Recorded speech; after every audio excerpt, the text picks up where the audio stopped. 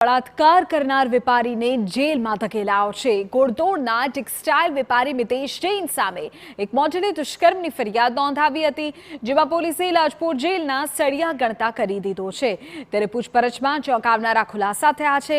આરોપીએ મોડલ પર નજર રાખવા તેની કારમાં જીપીએસ લગાવ્યું હતું।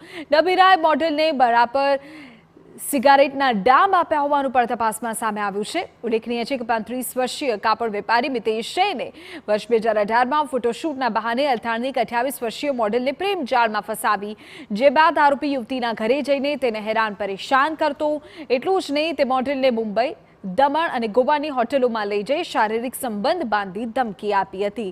ત્યારે 10મી ફેબ્રુઆરીએ ડુમસના કેફેમાં અને વીકેન્ડ એડ્રેસમાં મોડલ સાથે માથાકૂટ કરી હતી, જ્યારે વેપારીની લાયસન્સવાળી રિવોલ્વરથી છીનવી લઈ હવામાં એક રાઉન્ડ ફાયરિંગ પણ કર્યું હતું, જે બાદ યુવતીએ ફરિયાદ નોંધાવતા પોલીસે આરોપીની ધરપકડ કરી હતી અને વધુ તપાસ આ મામલે તેજ કરાઈ હતી।